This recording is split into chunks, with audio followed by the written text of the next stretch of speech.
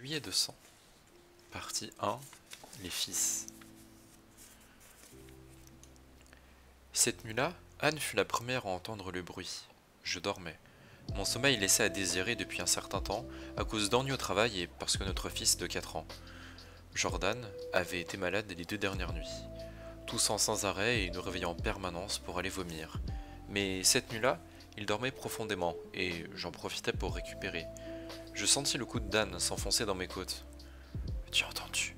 Chuchota-t-elle. Je n'avais rien entendu du tout, mais son ton m'indiquait clairement qu'il s'agissait d'autre chose que du chant d'un oiseau ou d'un chien qui fouillait les poubelles dehors. Anne n'était pas du genre trouillarde et elle était dotée d'une ouïe remarquable, sans doute pour compenser sa mauvaise vue. Ça arrive d'être bigleux, on jugera personne ici en tout cas. C'est ce qu'il faut se dire, on n'est pas dans le jugement. Hop. Je me retournai sur le dos et tendis l'oreille. Un moment plus tard, je perçus un bruit. Ça venait de la porte vitrée à l'arrière de la maison, celle qui donnait sur le salon. Quelqu'un était en train de la refermer doucement. Anne avait dû entendre le type forcer la serrure. Je pensai aussitôt à Jordan, assoupi dans la chambre, à l'autre bout du couloir, et un frisson glacé me parcourut l'épine dorsale jusqu'au sommet du crâne. J'approchai mes lèvres de l'oreille d'Anne et murmurai « Chut ». Je sortis du lit et, machinalement, enfilai ma robe de chambre qui était suspendue au montant. La veilleuse de jardin était visible par une fenêtre entre les rideaux, et je pus sans problème atteindre l'armoire, l'ouvrir et descendre de l'étagère du haut une boîte à chaussures. Je la déposai sur le lit et ôtai le couvercle. À l'intérieur se trouvait un 38 mm à canon court et une boîte de munitions. Je charge l'arme précipitamment. C'est bien un truc d'américain, ça, quand même, de sortir une boîte à chaussures d'un putain de flingue. Genre, en France, ça s'appelle la police, quoi. Genre, calmez-vous, les gars. Arrêtez d'être des cow-boys. Quand j'eus fini, je ressentis un léger vertige et m'aperçus que je n'avais pas cessé de retenir ma respiration. Depuis que Jordan avait été malade, nous avons pris l'habitude de laisser la porte de notre chambre ouverte afin de pouvoir l'entendre s'il nous appelait en pleine nuit. Je pus ainsi me glisser plus facilement dans le couloir, le revolver contre la jambe. Je regrettais alors de ne pas habiter en ville plutôt qu'à l'écart de la route, sur nos 200 petits acres. Putain, c'est grand quand même. Nous n'étions pas à proprement parler isolés, mais dans une situation de ce genre, cela revenait au même. Notre plus proche voisin se trouvait à 500 mètres, et notre maison était entourée par une épaisse forêt de pins et des taillis touffus qui retenaient les ombres. Curieusement, je ressentis avec une acuité particulière l'étroitesse du couloir. Même le plafond me parut bas et oppressant, et j'eus le sentiment en foulant la laine du tapis que ce dernier était jonché d'aiguilles acérées. Je me demandais s'il était assez profond pour qu'on puisse s'y cacher. Je vis alors le faisceau d'une lampe torche balayer le salon tel un papillon de nuit, cherchant à s'échapper d'un bocal, et j'entendis des chaussures d'homme se déplacer lentement sur la moquette. J'essayai d'avaler l'énorme boule qui me bloquait la gorge et me dirigeais centimètre par centimètre vers le coin du couloir qui donnait dans le salon. Le cambrioleur me tournait le dos. La veilleuse du jardin, visible par la porte vitrée, l'encadrait d'un vague halo lumineux. Il était grand et mince, portait des vêtements sombres et un bonnet en laine noire. Vraiment le cliché du voleur, quoi. Genre, Est-ce qu'il a... Est-ce qu'il a le pull jaune et noir comme les Dalton? C'est vraiment le jusqu'au bout dans l'abus du stéréotype du personnage, quoi.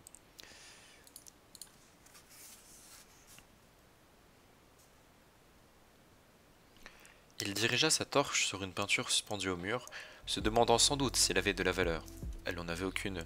C'était un paysage sans grand intérêt qu'Anne et moi avions acheté à une kermesse parce que nous connaissions le peintre. Elle décorait cette partie du mur aussi bien qu'un Picasso. Le cambrioleur dut arriver à la même conclusion quant à sa valeur, ou plutôt son absence de valeur, car il se détourna du mur et, ce faisant, braqua sa torche sur moi. Nous restâmes un instant immobiles, puis il abaissa sa lampe et porta sa main libre à sa ceinture. Instinctivement, je sus qu'il cherchait son arme, mais je fus incapable de bouger. C'était comme si on m'avait injecté du béton dans les veines et que les pores de ma peau se fussent instantanément obstrués. Il dégaina et tira. La balle frôla ma tête et alla s'écraser dans le mur à côté de moi. Sans vraiment réfléchir, je bandis le 38 mm et pressai sur la détente. Sa tête partit brusquement en arrière, puis s'affaissa en avant, menton sur la poitrine. Son bonnet glissa sur le côté, mais ne tomba pas. Il recula et s'assit sur le canapé comme s'il était épuisé. Il lâcha son arme, puis sa torche. Je ne voulais pas le quitter des yeux, mais je m'aperçus que je suivais le mouvement de la lampe comme hypnotisé. Elle roula par terre, passa à côté de moi, s'arrêta, revint un peu en arrière et s'immobilisa définitivement, projetant une flaque dorée sur mes pieds. Je me rendis compte alors que le bruit de la détonation continuait de retentir dans mes oreilles et que toute raideur m'avait quitté. Je tremblais, le revolver toujours braqué sur le cambrioleur, lequel paraissait simplement se prélasser sur le canapé. Je respirai profondément et m'avançai vers lui. Il est mort. Je sursautai. Anne était derrière moi. Merde, dis-je, j'en sais rien, allume. Ça va? À part le fait que j'ai manqué de chier dans mon pyjama, oui, allume. Anne abaissa l'interrupteur et je me penchai en avant, revolver au poing, m'attendant presque à ce qu'il bondisse du canapé et me saute dessus. Mais il ne bougea pas. Il avait l'air calme et bien vivant. Seul son œil droit offrait un cruel démenti et ruinait complètement cette apparence de vie. Il n'y en avait plus. En sa place, baignait un trou sombre et humide. Deux filets de sang s'en échappaient et coulaient le long de sa joue comme des larmes écarlates. Je regardai alors son autre œil. Il était encore vif, mais s'assombrissait peu à peu. Il était doux et marron, comme celui d'une biche. Je détournai les yeux, mais la vision qui s'offrit à moi était tout aussi horrible. Sur le mur, juste au-dessus du canapé, des traînées de sang, de cervelle et de petits fragments blanchâtres qui devaient être des éclats d'eau maculaient le tableau. J'essayais d'imaginer à quoi devait ressembler la plaie à l'arrière de sa tête. J'avais lu quelque part qu'une balle qui ressort laisse un trou beaucoup plus gros que celle qu'elle fait en rentrant. Ma raison vacilla l'espace d'un instant, et je me demandais si j'aurais pu y passer le poing et le remuer dedans. Mais qui se, qui se demande ça sérieusement? Qui se dit est-ce que le trou qu'il y a dans ta tête, je peux passer ma main dedans? Personne se demande ça. Mais je n'avais pas vraiment envie de connaître la réponse. Voilà, enfin une phrase sensée. Pris d'un soudain vertige, je glissai le revolver dans la poche de ma robe de chambre. J'eus l'impression que la pièce se changeait en cire brûlante et me recouvrait complètement. Je partis en avant, bras tendus. Je me rattrapai au genou du mort pour ne pas m'étaler par terre. Je sentis la chaleur déclinante de sa chair à travers l'étoffe de son pantalon. Ne le regarde pas, Diane. Merde alors. J'ai pris un de ses accents. Le mur est couvert de sa putain de cervelle. Anne eut alors un haut le cœur. Elle tomba à mes côtés et m'enlaça. Pareil à deux moines parvenus devant un lieu saint, nous baissâmes la tête au même moment. Mais ce ne furent pas des prières qui jaillirent de nos lèvres, ce fut du vomi qui éclaboussa le tapis et les chaussures du mort. Jordan dormait toujours profondément. Eh bien, tant mieux pour lui, le petit Jordan. Les flics furent sympas, vraiment sympas. Ils étaient au nombre de 10, 6 en uniforme, les autres en civil. Ces derniers, des inspecteurs, ne ressemblaient pas du tout à ce que j'avais pu voir à la télé. Rien à voir avec ces types mal fagotés en imperméable ouvert, la cravate maculée de sauce tomate. Ils portaient même de beaux costumes, tous très polis, pas soupçonneux du tout. Ils firent face à la situation avec calme et aisance. Le type chargé de l'enquête était un inspecteur du nom de Price. On aurait dit une vedette de cinéma, environ 35 ans, les cheveux parfaitement peignés, des yeux du même bleu que son luxueux costume. Ses souliers vernis attiraient immédiatement votre regard. Il s'approcha de moi et posa sa main sur mon bras. « Vous allez bien, monsieur Dane ?»« Oui, dis-je, la bouche encore pleine d'un goût de vomi. Ça baigne. » « Vous auriez pu difficilement faire autrement, il vous a tiré dessus le premier. » J'acquiesçai d'un haussement de tête. Je ne regrettais pas mon geste, mais le fait d'avoir été forcé de le faire me révulsait. J'ai déjà été obligé de tuer un type, dit Price, dans l'exercice de mes fonctions, mais ce fut un seul moment à passer. Pour être franc, on ne s'en remet jamais vraiment. C'est humain, c'est normal. Vous ne devez pas vous le reprocher. Ce n'est pas le cas, mais je ne me sens pas mieux pour autant. Anne était allée rejoindre Jordan dans sa chambre. Il avait fini par se réveiller en entendant la police arriver. Elle lui tenait compagnie en attendant qu'ils emmènent le corps. Le corps. Je regardais le canapé sur lequel il était assis quelques instants auparavant et crus deviner l'empreinte qu'il y avait laissée. Mais je savais pertinemment que le renfroncement que je voyais n'était dû qu'à un usage répété et de faibles ressorts. Des traînées de sang sur les coussins rappelaient sa présence, et les débris collés sur la toile évoquaient étrangement quelques peintures abstraites et primitives. Le juge de paix arriva, l'air mal réveillé, en haut de pyjama et jean, avec une jambe de ce dernier rentrée dans une botte de cow-boy, et l'autre par-dessus. Il constata le décès, et grommela que même les petits patelins devraient avoir leur médecin légiste. Puis il s'en alla, et la police retourna le cadavre, prit des photos, et Deux types des pompes funèbres le mirent sur une civière et l'emportèrent. Je regardais de nouveau le mur, mais le fatras sanglant ne ressemblait plus à le de la peinture. On aurait dit plutôt que quelqu'un avait balancé dessus des tomates pourries. Cette pensée me souleva l'estomac, mais je fus incapable de vomir autre chose que de la bile. En même temps, tu viens de buter quelqu'un, ça se comprend.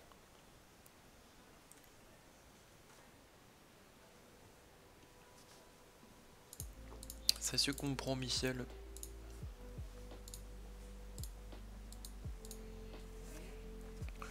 J'essayais de déglutir, mais ça ne servit à rien. Ma salive était imprégnée du parfum aigre du vomi et de l'odeur cuivrée du sang. Feriez mieux de vous asseoir, dit Price. Ça ira, dis-je. Asseyez-vous quand même. Je devais être livide. Price me soutint jusqu'à une chaise et m'accroupit à mes côtés. Et s'accroupit à mes côtés, excusez-moi. Vous voulez que j'aille vous chercher de l'eau demanda-t-il. Ça ira. Vous connaissez pas ce type par hasard? Si, très bien. Il s'appelle Freddy Russell. C'est un petit truand.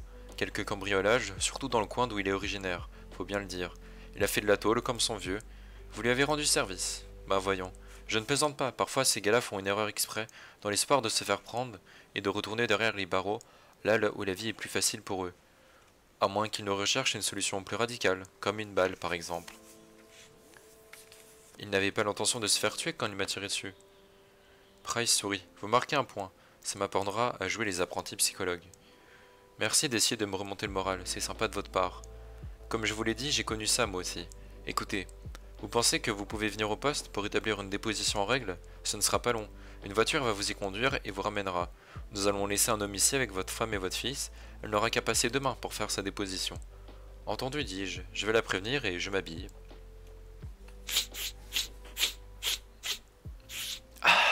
Vous sentez cette odeur de traquenard? Tout se passa très simplement. Ah non. Ok. Je racontais à Price ce que je lui avais déjà dit à la maison, sauf que j'étais plus à l'aise à présent, comme si tout ça était arrivé à quelqu'un d'autre et que je n'avais été qu'un simple témoin. La pièce où il prit ma déposition sentait le tabac froid, mais c'était bien le seul détail qui correspondait à mon idée à un poste de police. On aurait dit plutôt le bureau d'une compagnie d'assurance.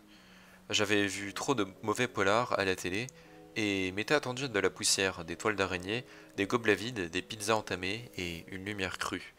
La décoration et l'immobilier étaient on ne peut plus sommaires. Quelques diplômes sur les murs, une armoire à dossier, un bureau impeccable, une machine à écrire, une feuille de papier dans le cylindre de celle-ci, et Price devant le clavier. En fait, Price et moi étions les seules personnes dans cette pièce. Cela me prit 20 minutes pour tout raconter de nouveau, depuis le début jusqu'à la fin.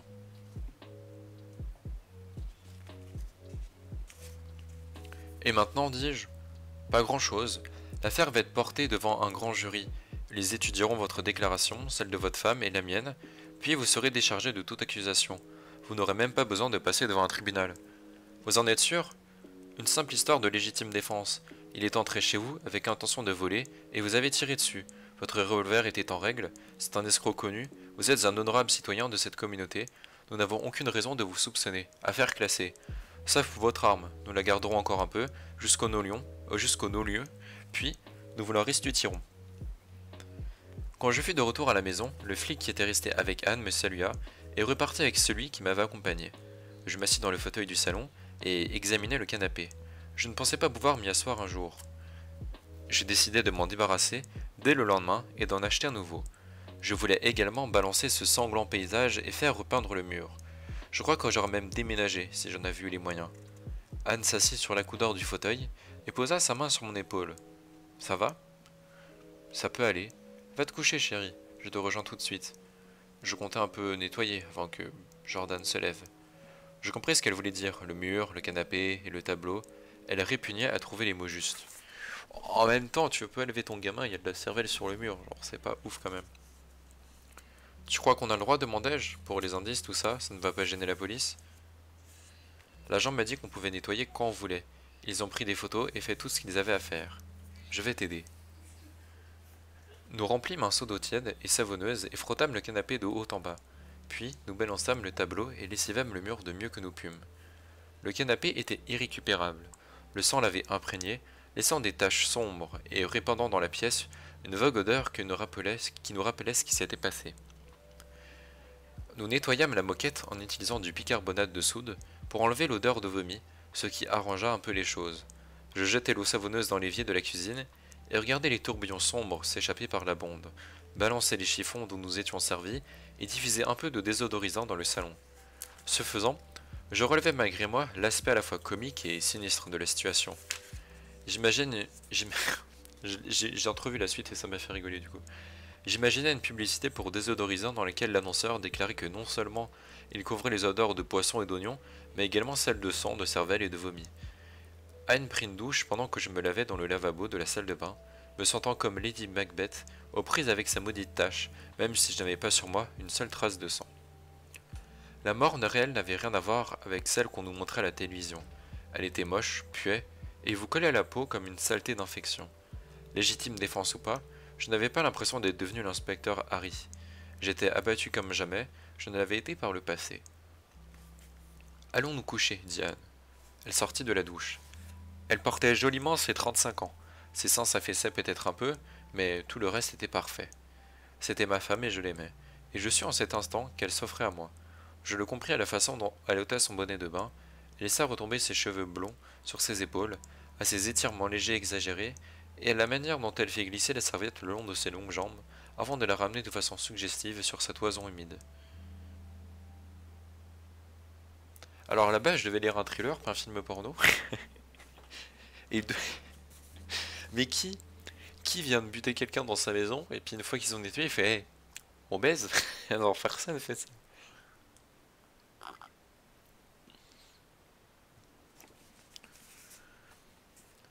Elle me sourit. Un petit câlin, peut-être? Je n'ai pas très sommeil, dis-je stupidement. Alors, un gros câlin, on dormira plus tard. On peut essayer, dis-je. Va au lit, je te rejoins tout de suite, j'ai quelques trucs à faire. Elle termina de se sécher et mit sa culotte en veillant à bien étirer ses belles jambes. Cela suffit presque à m'exciter, même après ce qui s'était passé. Presque.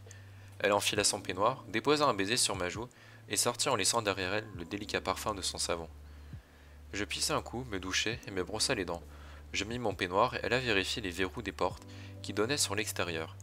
Ils étaient tous en bon état, sauf celui de la porte fracassée, bien entendu. Je vérifiai également les fermetures, et quand j'en eus fini avec celle de Jordan, je m'attardai près de son lit, déposa son ours en peluche à côté de lui et le bordai. Je fus tenté de prendre une chaise et de m'installer pour le garder, dormir, mais au lieu de ça, je descendis au garage, dégotai du fil de fer et des tenailles de bois et bricolai une espèce de loquet pour la porte que Freddy Russell avait forcée. Puis je me rendis à la cuisine et me versai un verre de lait. J'avais l'étrange impression que cette maison n'était plus la mienne. Elle n'était plus un domaine privé, on l'avait envahie. Je me sentais profané, violé. Notre maison n'était plus cette chose intime, empreinte de nos esprits, de nos pensées, même de nos querelles. Ce n'était plus qu'une chose de verre, de bois et de briques, dans lequel n'importe quel voyou, menu d'un pied de biche ou d'un tournevis, pouvait s'introduire.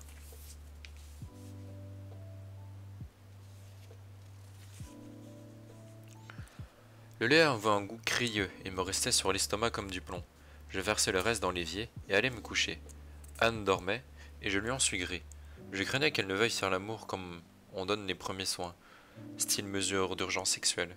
Cela lui arrivait de temps à autre, et je n'aimais pas du tout ça. Ça partait d'une bonne intention, mais ne rendait pas la chose plus agréable. J'avais beau l'aimer et la trouver désirable, ce n'était pas ce qu'il me fallait ce soir. Je restais allongé à regarder le plafond, à écouter Anne respirer. Mon estomac continuait de brasser le peu de lait que j'avais bu, et je me repassais en boucle le film de la soirée dans ma tête. Les ombres qui se déplaçaient, les sons étouffés, la lampe, l'acier du revolver, le sifflement de la balle à mon oreille, la détonation de ma propre arme, les lumières qu'on allumait, l'orbite creuse, le sang, et les morceaux de cervelle sur le paysage et le mur où nous avions punaisé nos cartes du Nouvel An. Ce ne fut qu'au petit matin que je trouvai le sommeil. J'aurais pu dormir encore, mais je n'en fis rien. Je me levai, m'habillai, et descendis dans la cuisine pour prendre le petit déjeuner avec Anne et Jordan. Ce dernier jouait avec sa nourriture, comme à l'accoutumée. Il se passait rarement une matinée sans qu'une sorte de lutte s'engageait entre le gamin et moi, ou entre lui et sa mère. C'était dû à sa façon de manger, au fait qu'il jouait à table. Il ne sortait jamais de la maison sans avoir auparavant renversé son lait, On aurait dit que c'était un rituel qu'il se devait d'observer. Il y avait comme ça des centaines de petits détails qui nous faisaient grimper au mur, Anne et moi. Titre. Gros titre.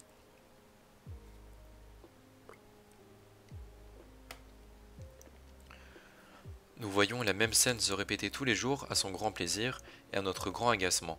Et nous ne savions plus si nous exigions trop de ce gamin de 4 ans ou s'il était vraiment un Denis la Malice en puissance. Alors j'ai pas la référence sur Denis la Malice, mais je suppose que c'est un Pierre Richard, mais en mal.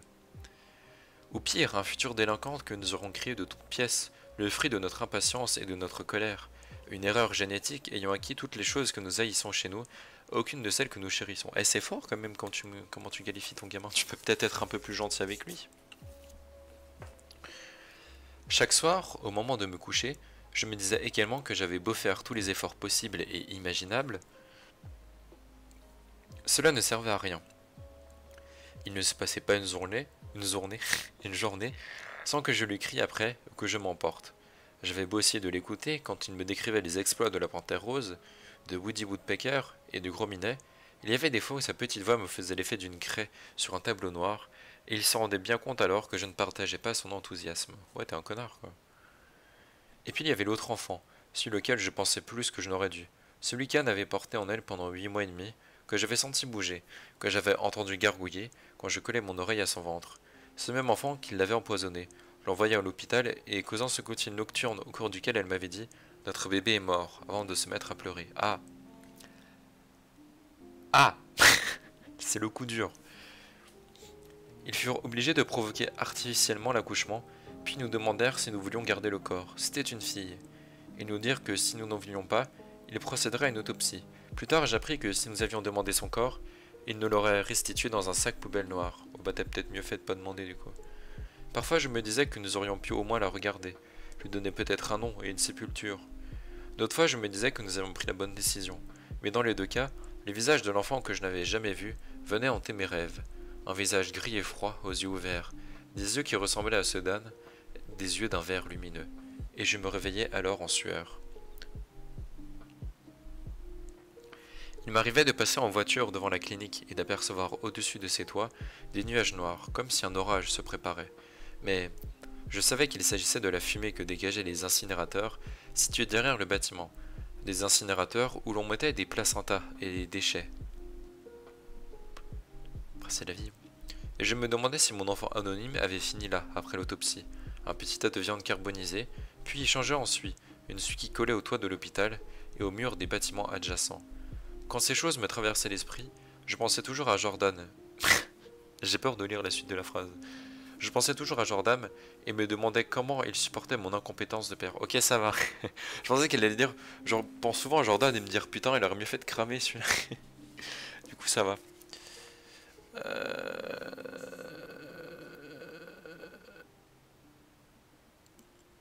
Dans ces moments-là, je me faisais l'effet d'un mauvais acteur auquel a échu le rôle du pater familias dans un spectacle de fin d'année. Au moins, c'est bien qu'il se rende compte que des fois, il est un peu nul comme père. Ce matin-là, j'ai décidé de ne pas m'énerver. C'était la 500 millième fois que je me faisais cette promesse. Chaque fois, je ne l'avais pas tenue. Mais comme pour un exercice de zen, je me disais que l'obstination finirait par porter ses fruits. Et après ce qui s'était passé la nuit dernière, je voyais le monde sous un éclairage entièrement neuf et vulnérable. Le spectacle de mon gosse en train de manger ses céréales m'apaisait, et comme toujours, je tirais une secrète fierté de retrouver mes traits sur son petit visage. Il avait les cheveux blonds de sa mère, mais ses yeux en amande, ses lèvres proéminentes et sa fossette au menton, il les tenait de moi. En le regardant, à présent, j'espérais que je comptais plus pour lui que mon père ne l'avait été pour moi.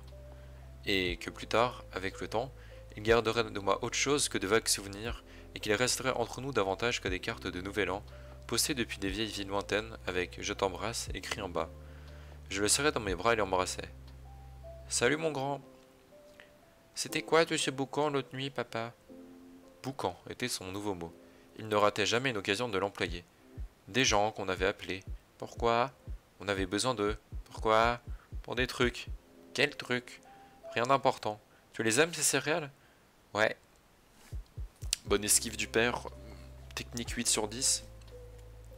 C'était une bouillie chimique et multicolore, beaucoup trop sucrée. Je m'en voulais de le laisser manger cette saleté, mais Sa mère l'aimait également, il y avait toutes ces pubs télé qui montraient les jouets qu'on pouvait gagner avec. Celui qui avait donné envie d'en manger, et comme bon nombre de parents, j'avais mes moments de faiblesse.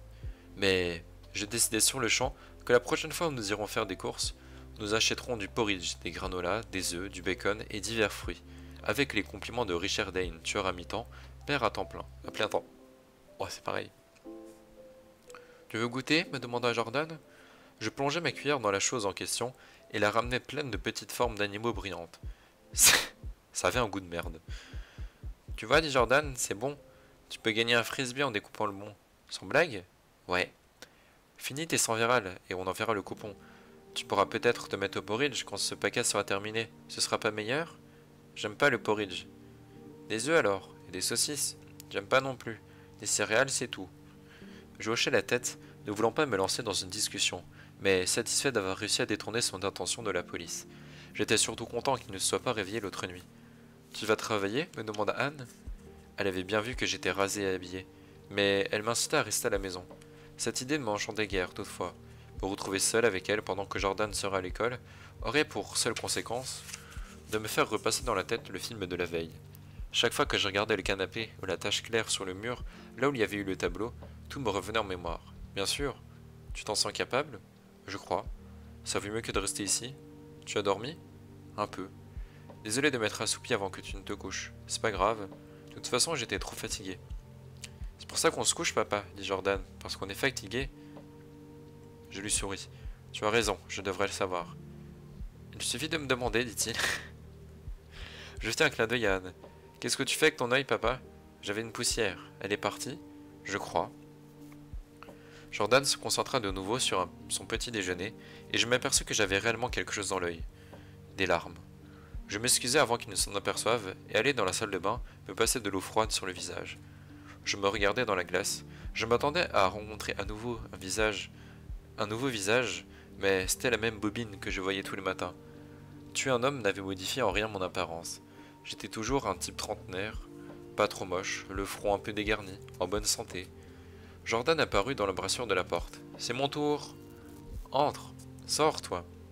Je lui tapotai le sommet du crâne, fermai la porte et m'éloignai. Les larmes recommencèrent. Je n'avais pourtant jamais été du genre pleurnichard avant. C'est alors que je compris la raison de mes pleurs. Ce n'était pas tellement que j'avais tué un type. J'avais soudain pris conscience du fait que Jordan était mortel. J'étais déjà passé par là il y a longtemps, en ce qui me concernait, mais c'était la première fois que j'éprouvais ce sentiment à l'égard de mon fils. Après la mort de mon père, j'avais pu croire m'être acquitté d'une sorte de dette, mais je savais à présent que c'était ridicule. De telles dettes n'existent pas, on ne s'acquitte jamais de rien. Je me mis à songer à ce qui aurait pu arriver si Anne n'avait pas entendu des bruits, si Jordan s'était réveillé et s'était levé pour aller voir, s'il avait débarqué dans le salon en pyjama Superman, son ours en peluche dans les bras. Un sinistre scénario se déroula dans mon esprit. Le cambrioleur entendait Jordan, se retournait, dégainait son arme, tirait sans réfléchir, un trou rouge se formait sur la poitrine de mon fils. Le bruit de la chasse d'eau retentit, et j'allais me réfugier dans notre chambre. Je fermai la porte, m'assis sur le bord du lit, et pria pour que Jordan n'entre pas. J'essayais de chasser toute pensée macabre de mon esprit. Je restai ainsi quelques minutes à faire le vide, jusqu'à ce qu'une illusion de pérennité et de bonheur absolu m'envahisse de nouveau, m'aveuglant suffisamment pour ne pas la sentir glisser entre mes doigts comme du sable fin.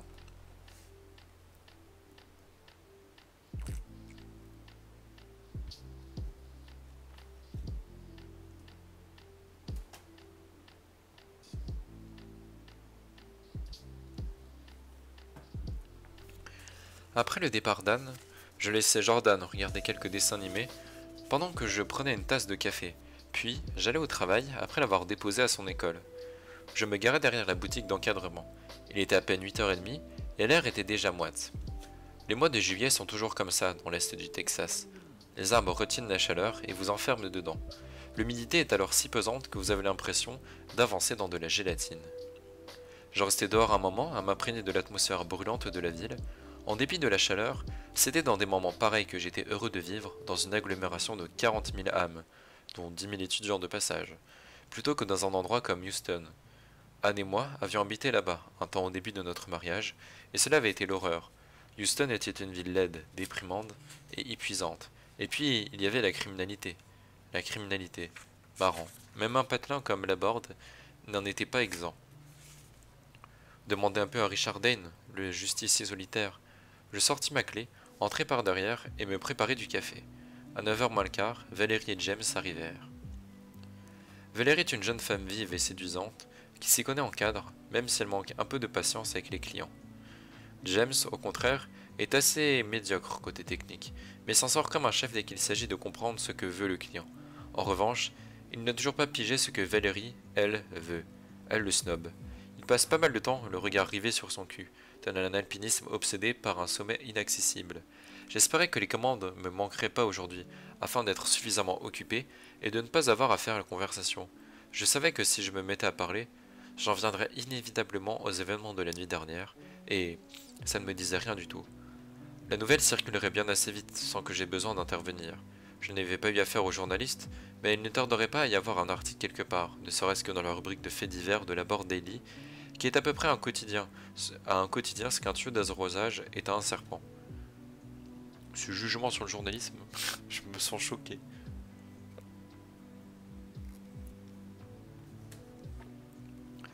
Pendant que James et Valérie se servaient du café, je retournais le panneau fermé de la porte d'entrée et tirais le verrou. Vers 9h30, Anne profita d'une pause pour m'appeler du lycée. Une seconde, lui dis-je. Je jetai un œil à James et Valérie qui se trouvaient dans l'arrière-boutique. Valérie travaillait sur un cadre, elle était penchée au-dessus de l'établi et offrait à James une agréable vue de son postérieur. La robe rouge qu'elle portait lui moulait bien les fesses, comme une peau de tambour bien tendue. James faisait de grands gestes en lui parlant, la cigarette et le sourire aux lèvres. Il me fit penser à l'histoire du petit train qui veut devenir grand. Je t'écoute, dis-je enfin à Anne. Tu vas bien? Je ne suis pas d'humeur à faire la fête, mais oui, je crois que ça va. Et toi? Je vais profiter de la prochaine pause pour aller voir la police. Richard, toute l'école est au courant. Je ne sais même pas comment ils font. Plusieurs enseignants m'ont posé des questions. J'ai essayé de leur parler, mais je me suis plutôt mal prise. Il y a même eu des deux gosses pour m'interroger. Zut, tu devrais peut-être rentrer. Il faut bien qu'on passe par là, alors maintenant ou plus tard. Tu es sûr que ça va? Oui, mentis-je. Bon, il faut que j'y aille. Je t'aime. Moi aussi. Vers 10h30, Jack Crow, le facteur, fit son apparition. Quand il poussa la porte, la chaleur du dehors flotta quelques secondes sur le seuil, telle l'haleine brûlante d'un chien. Jack est un de ces gros types barapés qui pensent que sa taille, son visage marqué et son mépris des intellectuels font de lui un homme. Ouais, c'est un kéké quoi. Il est incapable de se concentrer, de livrer le courrier et de dire bonjour. Il faut toujours qu'il perde quelques minutes à sortir de réflexions grossières à Valérie. Il lui explique qu'elle aime bien les rousses, qu'elle est un beau brin de fille, bref. Tout le baratin que les hommes, comme Jack, croient qu'il est agréable d'entendre. Il aime également parler de ses expériences de pêche, de chasse et de guerre. Il a écouté Hemingway était un pêcheur de gros medin et Audie Murphy une simple bidasse. Et lui, un dur de dur. Putain, ça fait du bien l'air conditionné, dit-il. C'est un sacré boulot que vous faites là, les gars. Mais j'échangerai pour rien au monde. Le mien me permet de garder la forme. Il s'administra une bonne claque sur l'estomac. Remarque, dit-il à Valérie, pour ce qui est des formes, tu te défends pas mal. T'as compris, Michel? J'ai pas les petits boules. Il est vraiment lourd, quoi. C'est à force de regarder la télé en mangeant, il éclata de rire. On aurait dit qu'il s'étranglait, mais ne rêvons pas. Il s'approcha du comptoir, me regarda droit dans les yeux, comme si nous partageons quelque chose, et déclara en prenant soin de parler haut et fort. J'entends de dire que tu t'en étais fait un hier soir. J'en restais bouche bée. Ouais, c'est vraiment un gros lourd, quoi. Je savais que ça devait arriver, mais le fait que la première personne à m'en parler fût ce macho de Jack paraissait cruel et injuste. Je ne sus que répondre. De toute façon, c'est Jack qui faisait la conversation. Mac m'a tout raconté au journal. Il dit que t'as expédié un pruneau en pleine tête dans l'œil de ce fils de pute et que ça l'a refroidi aussi sec. C'était quoi? Un nègre? Un clandestin? Oh putain, en plus il a le combo. Il a le combo. Valérie et James s'arrêtèrent de travailler et s'approchèrent du comptoir. De quoi vous parlez? Demanda James. Dick? Dick en a descendu un l'autre soir, dit Jack. Tout d'abord, j'ai horreur qu'on m'appelle Dick. On dirait un nom de chien. Alors on dirait pas un nom de chien, ça, mais pourquoi pas. Alors pourquoi pas Médor tant qu'on y est. Et ça n'arrangerait pas les choses que ce soit Jack. Ça n'arrange pas les choses que ce soit Jack qui m'appelle ainsi. Je n'aurais pas pris un café avec lui, même s'il l'avait payé de sa poche. Il a logé une balle en plein dans l'œil de ce salopard, dit Jack, sans me laisser le temps de reprendre. Il l'a buté direct. Ça suffit, dis-je. Pas la peine de faire les modestes, Dick. Dicky. Putain, moi je serais fier. Un enfoiré s'introduit chez moi. Je peux te dire qu'il a intérêt à s'entraîner à chier avant la... avec la... Putain, mais il est si beauf que ça me perturbe mais que j'arrive pas à lire parce que je me dis, on peut pas avoir une phrase qui n'a autant peu de sens. En fait, si. Je peux te dire qu'il a intérêt à s'entraîner à chier avec la bouche. J'ai un fusil à pompe de calibre 12 planqué sous mon lit. Et si... Laisse tomber, Jack, dis-je, laisse tomber. Y a pas de quoi avoir honte, dit-il. Si c'était moi... Ce n'était pas toi, c'était moi. Et je n'ai pas honte, mais je ne suis pas fier non plus. Si tu as du courrier, pour moi, pose-le là, sinon, tu sors. Jack devint tout rouge, et sa mâchoire parut se décrocher. T'as flagué un connard, et voilà à quoi... Et voilà que tu joues les durs à présent. Tu te prends pour qui, Clint Eastwood? Va-t'en, c'est tout. Entendu, cowboy. Putain, c'est vraiment le gros beauf quand tu remets en cause sa virilité. Il se le prend trop mal, quoi. C'est très drôle. Il farfouilla dans son sac et balança un paquet de lettres sur le comptoir. Elles glissèrent et tombèrent par terre. Le voilà ton putain de courrier, Dicky. Il me jeta un dernier regard et s'éloigna d'un pas pesant, en prenant soin de laisser assez longtemps la porte ouverte pour bien faire entrer toute la chaleur. J'espère que ta saloperie de clim va tomber en panne. Et moi j'espère qu'un chien enragé te bouffera les couilles, lui dit Valérie. Bien joué Valérie, c'est ça qu'on veut entendre. James et moi nous retournâmes vers elle. Jacques s'immobilisa sur le pas de la porte, visiblement choqué. C'est pas des manières pour une dame, balbutia-t-il. T'as tout compris, dit-elle. Il dégoultit péniblement, referma la porte et s'éloigna. Voilà. Ferme ta gueule, Jack. Il nous regarda une dernière fois par la vitrine et Valérie lui adressa un geste obscène de la main.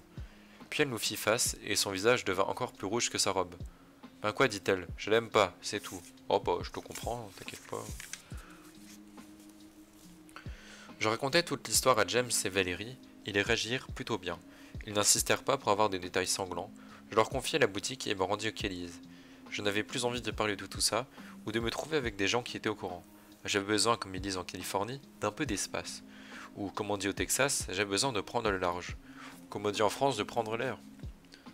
Je croiserai Jack en chemin. Il faisait toujours sa tournée et marchait la tête baissée, d'un pas rageur. Je pensais à la façon dont Valérie l'avait rembarré, et je faillis klaxonner, histoire de bien l'énerver, mais je m'abstins. Mon sens de l'humour était plutôt limité ce jour-là. Non, moi je trouve ça très drôle. Et après je fais grosse merde. Le Kelly's est un café à l'ancienne, situé dans la partie ouest de la ville, et j'y viens souvent pour déjeuner. J'aime bien cet endroit parce qu'il me rappelle l'époque où j'étais étudiant. Je ne suis pas le genre de type qui vit dans le passé, mais ça ne me dérange pas d'évoquer les bons souvenirs de temps en temps. Je filais tous mes rencarts au Kelly's et on buvait du whisky en mangeant des hamburgers. C'était tenu à l'époque par un type qui s'appelait Kelly. Mais c'était il y a pas mal d'années. Le gars en question repose à présent au cimetière de la Borde, un pot de fleurs artificielles au-dessus de lui. Je ne pouvais pas entrer aux O'Kelly's sans penser à Stud Franklin. Il avait franchi cette porte un samedi et s'était tiré une balle de calibre 22 dans la tête.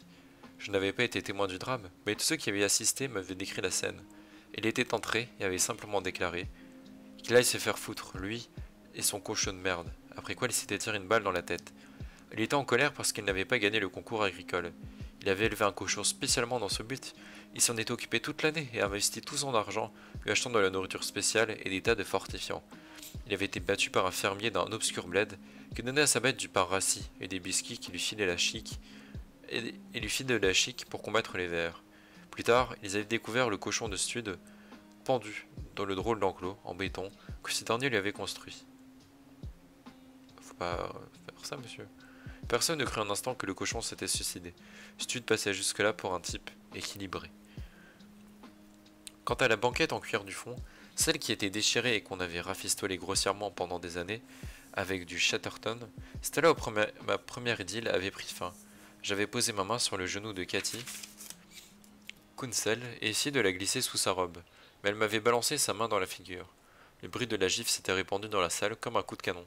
J'avais dû quitter le bar, poursuivi par ses insultes et les rires des clients. Je n'y étais pas retourné pendant un mois. Cathy Kunsel s'était fait mettre en cloque environ 6 mois plus tard, par notre quart arrière préféré, Herschel Roman. Ils durent quitter la fac. Herschel lança son dernier ballon et se fit engager comme pompiste chez Fina. Il y est encore. La station lui appartenait à présent et il y passait le plus quart de son temps devant son poste de télé, à suivre les matchs de foot tout en buvant du coca. Cathy avait grossi et dégoissait sur tout le monde. Leur gosse joue au foot comme un manche. Ça ne l'intéressait pas à ce qu'on disait. De temps en temps, je ressentais le besoin pressant de passer un coup de fil à Cathy pour la remercier de m'avoir giflé. C'est derrière le Kelly's que je m'étais battu avec mon meilleur ami de fac, Jerry Cale. Par 2 fois, elle m'avait envoyé au tapis. Je ne sais même plus pourquoi on s'était bagarré. Puis Jerry dut partir pour l'armée après les examens. Il n'était pas fait pour les études, mais il n'eut pas le temps de voir le feu au Vietnam. Une semaine avant son départ, il s'est tué en tombant d'un hélicoptère au cours d'une manœuvre.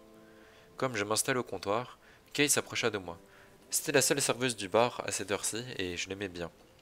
Elle était jolie à sa manière, avec ses cheveux oxygénés. C'est quoi des cheveux oxygénés? Et son maquillage abondant. Et bien que mariée, je ne pouvais m'empêcher d'apprécier le roulement de ses hanches sous sa housse amidonnée. Elle avait un point commun avec Valérie. Toutes deux possédaient cet élément mystérieux que les femmes, comme les hommes d'ailleurs, aimeraient acheter tout fait. Est-ce qu'il parle de son boule? Est-ce que j'ai bien compris? Je lui souris du mieux que je pus et commandai du café. Elle m'en versa une tasse et me dit: J'ai appris ce qui s'était passé. Mince alors, les gens sont vachement télépathiques par ici. Ce sont surtout des grandes gueules, je suis désolé, ça doit être dur. C'était ce qu'il fallait faire, Kay. Merci. Elle sourit et j'allais m'asseoir dans un box. Je laissai aller ma tête en arrière contre le vieux cuir rouge et fermai les yeux. Aussitôt, les événements de la nuit dernière se bousculaient dans mon esprit. 2 secondes.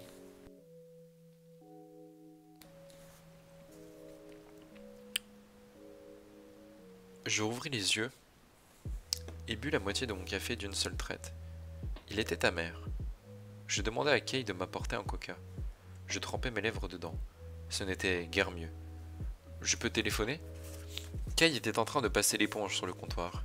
Vas-y, tu sais où c'est? Je poussai la porte du fond qui donnait sur le réserve. L'appareil était posé sur l'annuaire, à côté d'énormes boîtes de conserve, contenant des tomates. Ça devait être pour le chili qu'il servait. Un truc excellent, mais qui avait toutes les vertus du napalm. Je m'adossai à l'étagère et cherchai les renseignements dont j'avais besoin. Il se trouvait en première page, en grosses lettres. Je composai le numéro. Poste de police de la Borne, j'écoute. J'aimerais parler à l'inspecteur Price. Un instant. J'eus Price bientôt en ligne. Dane à l'appareil, je voulais juste savoir ce qui avait été décidé pour Russell. On l'enterre après-demain, ça devait se faire aujourd'hui, mais ils ont procédé à une autopsie. Une autopsie? Simple routine. Pourquoi cette question au sujet de son enterrement? Ce Russell, il a de la famille à part son vieux? Je ne crois pas, c'est le comté qui assure les frais. On appelle ça les funérailles du pauvre. Où va-t-on l'enterrer? Au cimetière de Greenley. Vous ne comptez pas y aller tout de même? Ça m'a traversé l'esprit. Culpabilité? Quelque chose dans ce genre. Je sais ce que vous éprouvez, mais il faut que vous preniez du recul. Vous devez accepter le fait que vous l'avez tué pour vous défendre. Il est entré chez vous par effraction. Je trouve juste injuste qu'on l'enterre comme ça, sans que personne n'assiste à la cérémonie. Vous croyez que son âme s'en porterait mieux si vous êtes là? C'est quand même à cause de vous qu'il va finir dans le trou, non? Je ne dis rien pendant un moment. Écoutez, dit enfin Price d'une voix glaciale. Je n'essaie pas de vous mettre le nez dans la merde, d'accord? Je dis seulement que ça ne servirait à rien. Je doute qu'il irait à votre enterrement si c'était lui qui vous avait descendu. Ce n'est pas le problème. Peut-être bien que si. Faites de votre mieux pour oublier cette histoire. Reprenez votre vie. Les gens vont parler, ça va être dur un certain temps, mais ça passera. À quelle heure l'enterre-t-on? Vous êtes têtu, n'est-ce pas? Choisis chic, Price. Je ne sais pas encore ce que je compte faire, mais je préférerais être au courant. Après-demain, à quelle heure? Price soupira. 1 heure et demie. Mais Dane, un bon conseil, restez à l'écart. Je raccrochai et téléphonai à un bon ami à moi, qui est peintre en bâtiment. Je respirai profondément et leur racontai ce qui s'était passé. Je m'efforçais d'être bref et clair. Richard, je suis désolé. Y a pas de quoi, dis-je. Il est pas censé être politique. Ce qui est fait est fait. Écoute, j'aurais besoin que tu viennes repeindre mon salon. Ce n'est pas qu'il reste du sang sur le mur, mais je me sentirais mieux si la pièce faisait peau neuve. Je comprends. Je rassemble mes gars et on sera là vers midi. Merci Ted. Je vais contacter un serrurier et un vendeur de meubles. S'ils viennent, faites-les entrer. Le mieux pour toi, c'est que tu prennes des tenailles et que tu passes par derrière. Tu n'as qu'à couper le loquet que j'ai bricolé la nuit dernière. Pas de problème. Merci. Je feuilletai encore l'annuaire à la recherche d'un magasin de meubles. Je voudrais un canapé, dis-je, et je leur indiquai les couleurs et les dimensions de la pièce. Ils me découvrirent ce qu'ils possédaient, et je choisis un modèle, en espérant qu'Anne l'aiderait. Acheter par téléphone, ce n'était pas une bonne idée, mais je n'avais aucune envie de discuter face à face avec des gens. Quand pouvez-vous nous le livrer? J'aimerais que ce soit fait aujourd'hui si c'était possible. Ça colle, vers 1 heure ça irait? C'est parfait. Il y aura un peintre sur place du nom de Ted Lawson qui vous fera entrer. Pourriez-vous me débarrasser de mon ancien canapé? Il a fait son temps, mais je vous paierai pour le dérangement. Il réfléchit un instant. Ça ne pose pas de problème, on le prendra gratuitement. Bien. Et pourriez-vous mettre une housse en plastique sur le nouveau? Je ne veux pas qu'il ait de la peinture dessus. Je raccrochai puis appelai le serrurier. Serrurerie Truman, Truman à l'appareil. Je m'appelle Richard Dane et je... C'est vous le type qui avait descendu le cambrioleur l'autre nuit? Incroyable, toute la ville était au courant. C'est exact, j'ai besoin d'une serrure pour la porte qu'il a fracturée. Vous pouvez faire ça aujourd'hui? Je peux m'y mettre aujourd'hui, oui. Ça dépend des dégâts, bien sûr. Il faudrait peut-être que vous fassiez d'abord réparer la porte. Il y a juste besoin d'une nouvelle serrure. Très bien. Dites-moi, ils vont vous mettre en tôle? C'était un cas de légitime défense. Ça ne veut plus rien dire de nos jours. Les flics sont aussi salauds que les truands. C'est quoi votre adresse? Je lui donnai. Au fait, monsieur Dane, ça vous intéresse, une alarme et des barres de sécurité? Je pourrais vous installer quelque chose de vraiment costaud. Même Houdini serait pas foutu d'entrer chez vous après ça. Bon, ça c'est faux. Je savais qu'il essayait de tirer profit de ma paranoïa et que je le regretterais plus tard, mais la nuit dernière était encore proche. Oui, dis-je, faites-moi la totale. Tu vas le regretter, effectivement. Sage décision. On va remettre une serrure et des barres aujourd'hui même. Je m'attaquerai au système d'alarme demain. Ça vous va? C'est super, dis-je, et je raccrochai. Je revins m'asseoir sur la banquette et finis mon coca. Il y avait un peu meilleur goût. Je jetai un œil à la pendule derrière le comptoir, juste au-dessus du miroir. 11 heures. Trop tôt pour déjeuner. Et puis, zut. Kay, dis-je, et si tu demandais à ton cuistot de me préparer des toasts aux œufs, qu'il n'ait pas peur de mettre du gras surtout? Entendu, Clyde. Un noir vêtu d'un tablier blanc taché apparut dans l'ouverture du passe-plat. Deux jaunes bien gras sur du pain, deux, lança-t-elle. Clyde fit un petit salut militaire et disparut. Quelques instants plus tard, j'entendis le bruit de la graisse qui fondait dans une poêle. Kay m'apporta une Lone Star et la posa sur ma table. C'est la maison qui régale. Et, petite binouse gratuite, on dit pas non. Je pris mon temps pour la boire, et plus tard, en mangeant mon sandwich, j'écoutais quelques chansons de Dwight Yoakam sur le jukebox. Puis je retournai à la boutique. Plusieurs personnes qui avaient eu vent des meurtres, passèrent nous voir, parmi lesquels un type que seule une curiosité morbide motivait. Il n'essayait même pas de faire semblant d'avoir du travail à confier. Il venait au renseignement, ni plus ni moins. Je lui dis à ma façon de penser, et retournais dans l'arrière-boutique en attendant que James et Valérie se débarrassent de lui. Je passais le reste de la journée à travailler dans le fond, pendant qu'ils s'occupaient de l'accueil. Ils n'avaient pas grand-chose à faire, et j'aurais vraiment pu demander à l'un d'entre eux de m'aider, mais je préférais rester seul. M'entretenir du temps et de l'équipe des Dallas Cowboys n'allait pas arranger les choses. Vers 4h30, alors que j'étais en train de protéger soigneusement une lithographie avec des chiffons, le téléphone sonna. James décrocha et m'étendit le combiné. C'était Price. Nous avons peut-être un problème, dit-il. Ah! Voilà, le député douille, je l'avais annoncé peut-être un peu trop tôt, mais ça arrive.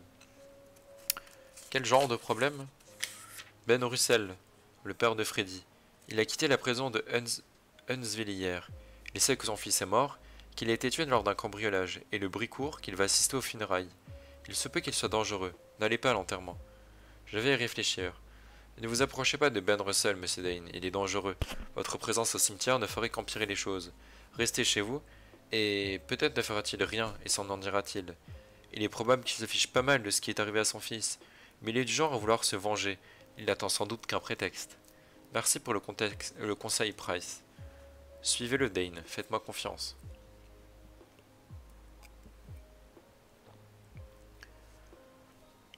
Je raccrochai et retournai à mon encadrement. Je renforçai la toile et trouvai un verre anti-reflet qui, malheureusement, se révéla trop grand.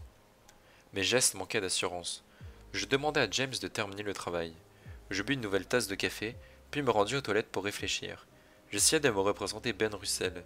Je le voyais grand et maigre, avec les cheveux courts et une balafre sur la joue. Il devait s'exprimer d'une voix rauque, être le genre de type à avoir tué son compagnon de cellule avec une cuillère affûtée à l'atelier de la prison. J'imaginais très bien le gardien lui dire au moment de le libérer: Tiens-toi à Coro, Russell. Et Russell de se dire: Ouais, dès que j'aurai fini un petit boulot à la borde. Je m'aspergeais le visage d'eau froide et rentrais tôt à la maison. En général, c'est Anne qui ramène Jordan de l'école après son travail. Quand j'arrivais à la maison, elle était en train de dévorer un hot dog. La mayonnaise dégoulinait de partout et une grosse tache jaune saignait sa bouche, évoquant la bave d'un chien enragé. Le pot de mayonnaise et la table était également recouvert de sauce grasse. Salut papa, salut fiston. Qui c'est qui bouffe des hot dogs à 4 heures par contre? Faut vraiment qu'on en parle de ça. J'évaluais la situation, allai chercher une serviette en papier et nettoyer du mieux que je pus. Je pris soin de ne pas lui faire aucune remarque. D'ordinaire, je réagis aux cartes de cours, mais j'avais décidé aujourd'hui de ne pas faire de vagues. Du coup, les dégâts me parurent minimes. Après tout, qui étais-je pour lui jeter la pierre? Je n'étais pas un champion de la propreté, et moi, j'avais 35 ans. Je vis que Ted et ses employés étaient toujours en train de peindre le salon. Ils avaient recouvert le sol de bâches en plastique, mais ces dernières n'étaient guère maculées. Les peintres me tournaient le dos, et comme j'étais passé par le garage, ils n'avaient pas encore remarqué ma présence. Je le regardais travailler pendant une bonne minute, puis je jetai un coup d'œil à ma montre, 6 heures. C'était l'avantage d'engager un type qui travaillait pour son propre compte. Il n'arrêtait que lorsqu'il avait fini son travail, pas à 5 heures pile. De plus, un peintre ne peut pas se permettre de refuser du travail. On ne fait pas appel à ses services tous les jours. J'embrassai Jordan sur le sommet du crâne, et il me raconta une histoire que sa maîtresse leur avait lue aujourd'hui, l'histoire du chien bleu et de la petite Charlotte. Ça lui avait beaucoup plu. Il me raconta avec force cri. Il manque une virgule, du coup c'est perturbant, c'est pour ça que j'ai bugué. Il me le raconta avec force, cri, et en faisant plein de gestes.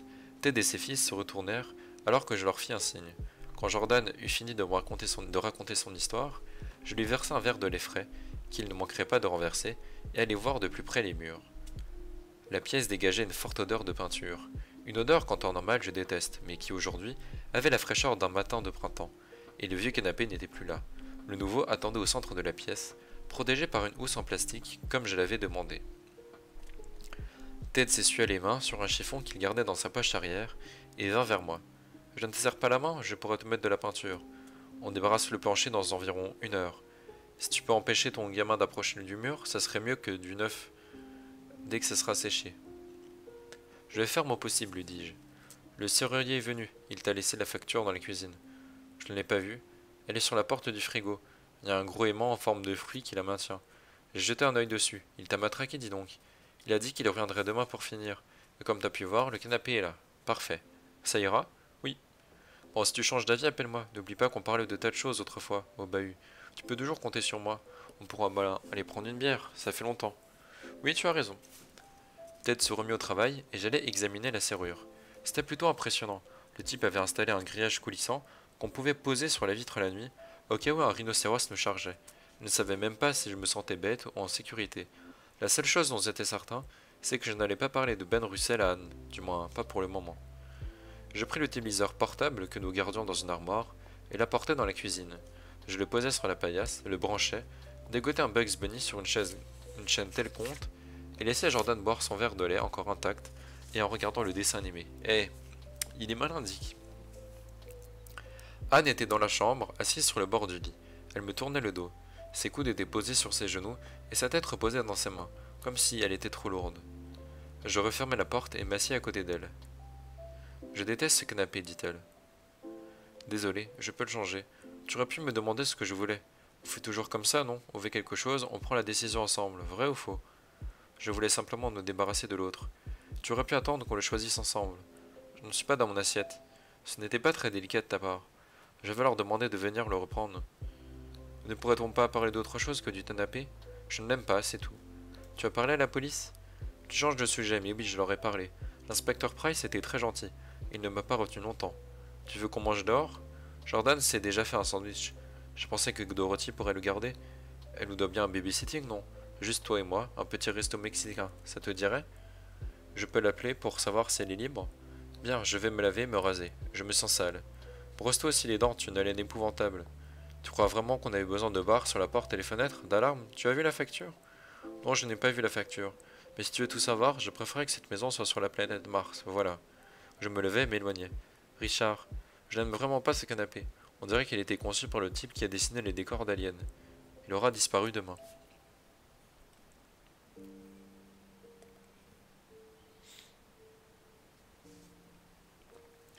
Après le dîner, une fois Jordan couché, Anne et moi nous fîmes l'amour. C'est bizarre, on peut pas dire qu'ils font l'amour. Ce fut agréable. Nos rapports sexuels ne s'étaient jamais détériorés, seulement écourtés, raréfiés, espacés par de trop nombreuses obligations. Mais cette nuit-là, ce fut différent. Ce fut comme au début de notre relation, quand on ne pouvait pas attendre. Ça me rappela la fac et la banquette arrière de ma vieille Ford. Je l'avais achetée d'occasion et ma négligence ne l'avait pas arrangée. On avait l'habitude de passer un moment ensemble dans les drive-in, vu que le règlement était très strict dans les dortoirs et qu'on était plus d'un par chambre. Je ressens pour cette Ford le même genre de respect qu'éprouve un moine à l'égard de reliques. Anne s'était endormie sur mon bras. Je regardais la fenêtre. On distinguait entre les rideaux une des barres de sécurité, comme une bande cancéreuse sur un œil pâle. Je fixai la barre jusqu'à ce qu'elle disparaisse. Je fis tout disparaître. Je nous imagine à l'arrière de la Ford, avec la capote qui partait en lambeaux et ressemblait à une grotte d'où pendaient les stalactiques. Nous étions en décembre, il faisait froid. Anne et moi, nous étions blottis sous la vieille couverture rapiécée, et les vitres de la Ford étaient couvertes de gifres. Je laissais les souvenirs remplacer lentement la réalité, remontais lentement le temps, jusqu'à l'époque où tout semblait parfait, quand je croyais que nous allions vivre éternellement et que notre futur serait toujours aussi lumineux que le chrome d'une buick flambant neuve. Euh,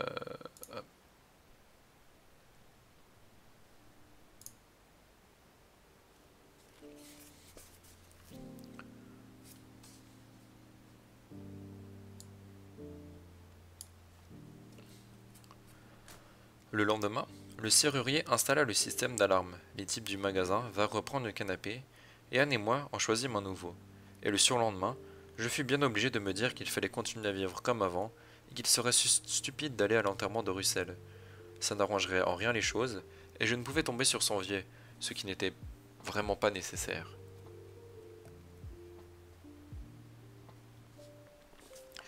Mais d'un autre côté, il se pouvait qu'il n'y ait personne à l'enterrement hormis les fossoyeurs. Cette perspective ne m'enchantait guère, j'avais vu son visage, et je n'étais pas prêt de l'oublier. Toutefois, j'ai décidé de ne pas y aller. Cette décision ne me quitta pas tout le temps que je roulais vers le cimetière. Je me répétais que je faisais que de passer devant. Elle ne me quitta toujours pas alors quand je me garais sous un chêne de l'autre côté du cimetière, et encore moins quand je sortis de la voiture et m'approchais des murs. Ce n'était pas le jour idéal pour enterrer un type. Il régnait une chaleur étouffante et moite. Le feuilletage des chênes ne m'était d'aucun secours. C'était comme s'il distillait de l'encre brûlante. Mais je savais que si je sortais de cette ombre pour me mettre en plein soleil, ce serait encore pire, du miel en ébullition. Pour ce genre de cérémonie, il aurait dû pleuvoir et faire froid, et le cimetière aurait dû être plein de gens habillés en noir. Mais cela ne se passait pas comme ça pour Freddy Russell. Il n'avait eu droit qu'à 2 fossoyeurs et à un prêtre de service. Ce dernier attendait impatiemment à côté de la grille de cimetière, dans une buick noire étincelante. La portière ouverte et s'éventait avec ce qui devait être un trac d'église, ce qui était sûrement son meilleur usage. La tombe avait déjà été creusée, sans doute la veille. Il y avait une espèce de mécanisme au-dessus du trou qui servait à descendre le cercueil. Un des fossoyeurs portait une chemise hawaïenne, avec des perroquets rouges et jaunes imprimés dessus. Les 2 types rigolaient pour une raison inconnue, sans doute une blague obscène sur les prêtres, et ils mirent Freddy en terre sans perdre de temps. Le cercueil aurait très bien pu être vide en ce qui les concernait. Quand ils eurent descendu au fond du trou, ils firent signe au prêtre, et celui-ci vint se poster à côté de la fosse, ouvrit sa Bible, et lut quelques lignes, une dizaine, pas plus. Après quoi, il prononça quelques paroles, histoire de ne pas être venu pour rien, et boucla le tout par un Amen, avec la même conviction qu'une pute qui écarte les jambes. Il jeta alors un regard à sa montre et remonta dans sa buick et s'en alla. Il devait être en retard pour un déjeuner en ville. J'étais sur le point de l'imiter quand une vieille ambassadeur bleue se rangea devant la grille du cimetière. Un grand type en sortit et regarda les fossoyeurs balancer la terre sur le cercueil. Il alluma une cigarette, se retourna et me vit. Il devait avoir la cinquantaine, bien tassé, mais il était encore beau dans le genre prolo. Il fuma sa cigarette sans me quitter des yeux, puis la jeta par terre, l'écrasa avec le talon et traversa la route. Je vis qu'il était plus âgé que je ne l'avais cru tout d'abord. Il devait approcher les 70 ans, mais ça ne l'avait pas trop marqué. Son visage faisait penser à une vieille chaussure confortable, et il y avait quelque chose dans sa démarche qui démentait son âge. Une assurance blasée le précédait comme la figure de proue d'un grand navire. C'est vous, Dane, n'est-ce pas me demanda-t-il. Mon pouce accéléra. Je savais qui il était, même s'il ne comprenait pas l'image que je m'étais faite de lui depuis 2 jours. Ouais, vous êtes Dane, ajouta-t-il, en répondant à sa propre question. Vous savez qui je suis? J'ai comme une idée, dis-je. Je vous ai reconnu, j'ai pris mes renseignements en arrivant en ville. J'ai immédiatement posé des questions ici et là. Les gens m'ont dit ce que je voulais savoir. Ils m'ont dit que votre photo était dans tous les journaux. Le citoyen modèle. Je suis allé consulter les archives en racontant que je m'intéressais à l'histoire locale, que j'étais un écrivain, que je faisais des recherches. J'ai vu votre photo dans pas mal de canards. Un homme important à la bord, Dane. Vous avez fait mouche. Je sais que ça ne changera rien pour vous, mais je ne voulais pas tuer votre fils. J'étais obligé. Vous avez raison, ça ne change rien. C'est sympa de votre part d'être venu voir comment on fait disparaître la merde. Vraiment sympa. Il est entré chez moi par effraction, nom de Dieu. Il avait un vrai revolver, et il essayait de me tuer. J'étais en situation de légitime défense. Ça ne lui ressemble pas. C'était mon seul gosse. Je suis désolé. Voilà qui arrange tout. Je me sens déjà mieux maintenant que vous m'avez dit que vous étiez désolé. Vous avez un fils, n'est-ce pas? Je sentis un picotement au niveau de la nuque, comme si quelque insecte ténébrant se frayait un chemin dans mon crâne. Il doit avoir 4 ans aujourd'hui. J'ai lu son extrait de naissance, joli nom Jordan, et j'aime aussi bien le nom de votre femme. J'avais une tante qui s'appelait Anne. Elle s'est fait écraser par un camion. Russell, écoutez-moi. Les gens d'ici à qui j'ai parlé disent que votre fils vous ressemble, que c'est un sacré petit bonhomme. Ce serait moche, non, s'il lui arrivait quelque chose. Est-ce que c'est une menace, espèce de salopard? Pas du tout, je disais simplement que ce serait moche qu'il lui arrive quelque chose. C'est plus courant qu'on ne le pense, vous savez. Vous n'avez qu'à voir ce qui arrive à mon fils. Peut-être que si vous aviez été un meilleur père, ça ne lui serait pas arrivé. Mais dis pas ça, un mec qui sort de tôle, tu cherches la merde aussi.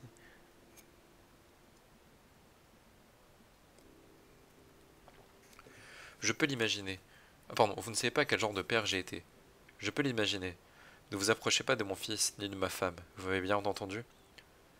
Pas la peine de faire dans votre froc, Dane. Je vous faisais simplement remarquer quel dommage ce serait s'il arrivait quelque quoi que ce soit à votre petit Jordan. Les gosses sont souvent étourdis.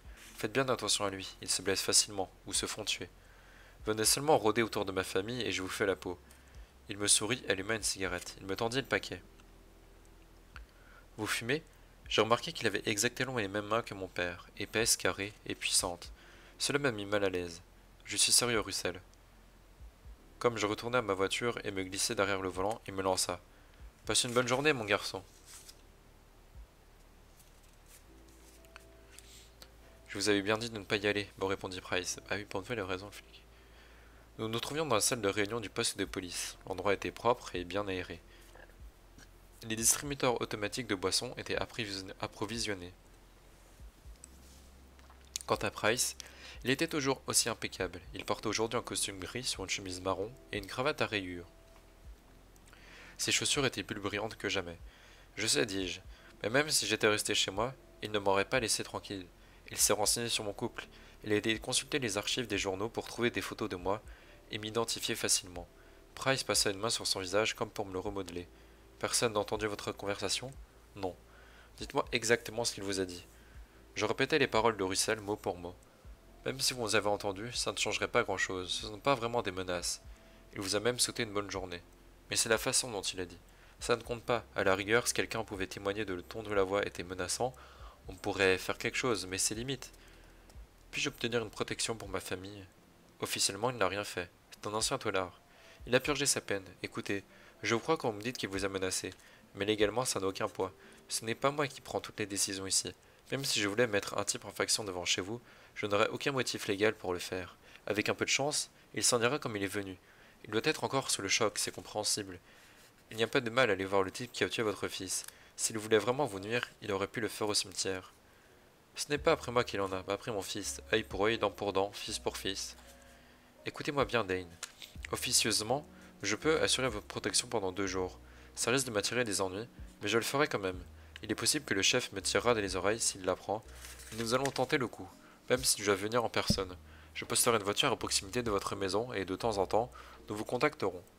Vous parlez de 2 jours, c'est tout ce que vous pouvez faire? 2 jours, monsieur Dane, pas plus. Et s'il attend le troisième jour, déjà le fille qui te fait ça, genre arrête de faire chier. S'il vous menace vraiment, alors nous agirons. Entre-temps, je vais me renseigner sur lui, et je vous conseille de vous procurer un nouveau revolver, de dormir que d'un œil, et de prier pour qu'il s'en aille. Cette dernière éventualité me semble la plus probable. Je ne trouve pas ça franchement rassurant. Vous avez dit qu'il était dangereux. Vous me punissez parce que je ne vous ai pas écouté. C'est idiot. Il est dangereux, d'accord, mais je ne peux rien faire avant qu'il agisse. En fait, nous manquons d'effectifs. À la Borde? Il se passe ici plus de choses que vous ne le pensez, monsieur Dane, beaucoup plus. Je veux que vous donniez une description de sa voiture. Avec un peu de chance, ce sera une voiture volée. On aura ainsi quelque chose contre lui. Et comme il sort de tôle, il y retournera aussi sec. Peut-être pour de bon cette fois-ci. Je n'avais pas relevé le numéro d'immatriculation, mais je lui décrivais assez précisément la voiture, au cas où. Il devait y avoir pas mal de vieilles ambassadeurs bleus dans la région. À contre-cœur, je serrai la main de Price et sortis. Je comprenais sa position, mais ça m'était bien égal. Sur le parking, je songeais à Russell et à son fils. J'essayais de les imaginer chez eux, ensemble. Ben, par terre, en train de jouer avec le petit Freddy, en robe de chambre, le matin de Noël. Le père qui riait tandis que le fils déballait ses cadeaux. Mais je ne parvenais pas à me raccrocher à ces visions. Je le voyais davantage en train d'apprendre à son gamin comment forcer une serrure ou faire démarrer une voiture volée. Puis je réfléchis à ce que Russell avait dit à propos de Jordan, et je le vis rouge. Je la trouille. Je décidai d'aller chercher Jordan à l'école, plus tôt que prévu. Je n'aurais qu'à appeler Anne de là pour lui dire où elle pourrait nous rejoindre. En m'engageant sur le parking de l'église, la première chose que j'aperçus fut l'ambassadeur de Russell. Ce dernier se trouvait à côté du conteneur à ordures. Il fumait une cigarette. Je me garai près de sa voiture, m'efforçai de retenir le numéro de sa plaque et me dirigeai vers lui. Russell regarda sa montre. Je croyais que votre gosse finissait qu'à 4 heures moins le quart. Je lui balançai mon poing dans les gueules. Il essaya d'esquiver le coup, à la manière d'un boxeur, mais je réussis à l'atteindre à la mâchoire. Le coup fut assez fort pour lui ôter sa cigarette de la bouche. Puis je lui découchai un crochet de gauche en espérant l'envoyer au tapis. Mais il arrêta net mon poing avec son avant-bras droit et se mit immédiatement hors de portée de mes prochains coups. Vous tapez plutôt fort pour un encadreur, Dane. Vous devriez essayer de ne pas baisser trop l'épaule, histoire d'allonger votre cou. Ça réduit l'élan de moitié. Espèce de salopard, dis-je. Ça se peut bien. Il sortit une nouvelle cigarette et l'alluma. C'est abusé par contre comme il s'en bat les couilles, le chat vraiment, il en a rien à foutre. Encore haletant, je regardais tirer dessus et remettre le briquet dans sa poche. Ses mains, à la différence des miennes, ne tremblaient pas. Vous avez déjà été voir les flics? J'en étais sûr. Je parie que vous êtes persuadé que je vous ai menacé, vous et votre famille. J'avais envie de lui sauter dessus, mais il avait esquivé mes coups avec une telle facilité qu'en dépit de son âge, il aurait pu se servir de moi pour balayer le parking comme si de rien n'était. Je vous ai déjà dit de ne pas vous approcher de ma famille, je ne vous retraiterai pas. Faites attention, Dane. Si vous continuez de me menacer comme ça, j'aurais peut-être déposé plainte. Je remontai dans ma voiture et allai la garer à l'autre bout du parking, puis me dirigea vers l'entrée de côté. Après avoir poussé la porte vitrée, je me retournai pour voir s'il était encore là. Il n'y avait plus personne.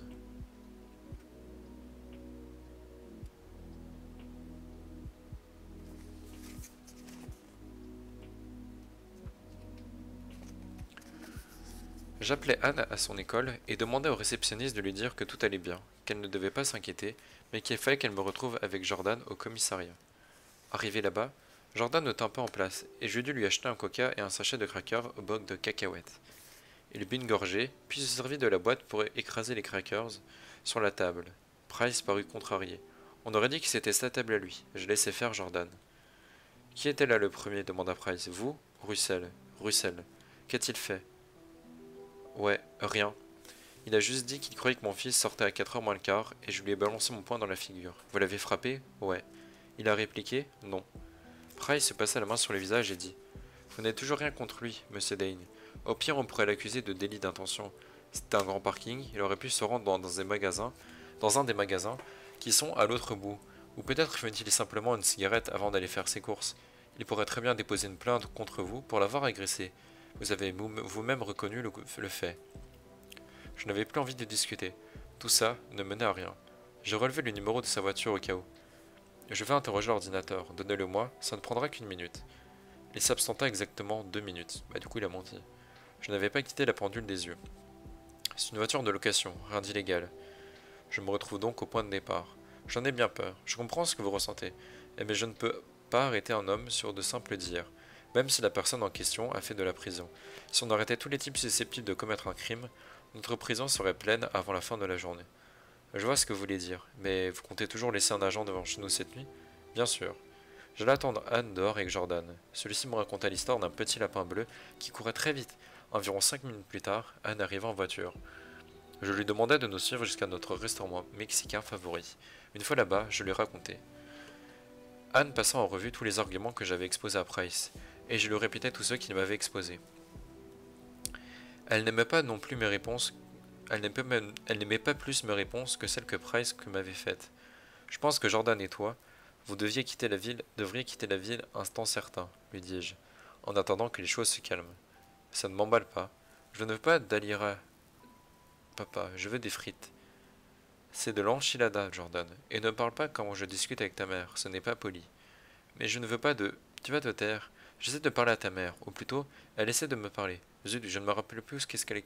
de- Qu'est-ce qui parlait? J'arrive pas à parler. En parlant de parler, justement.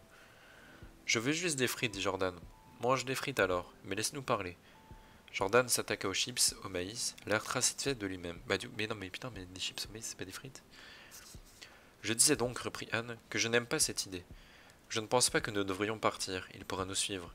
Si on allait chez ma mère, par exemple, et qu'il nous suive, nous pourrions la mettre en danger elle aussi. Je propose de suivre le conseil de Price. Achetons une arme et ouvrons l'œil. Nous avons tout un système d'alarme à présent. On pourrait faire manquer l'école à Jordan quelques jours, dis-je, et tu pourrais peut-être prendre un congé. Je laisserai James et Valérie tenir la boutique, et on resterait tous tranquillement à la maison, un temps certain, en attendant que Russell s'en aille. Ça me paraît une meilleure idée, Diane. Rentrons chez nous.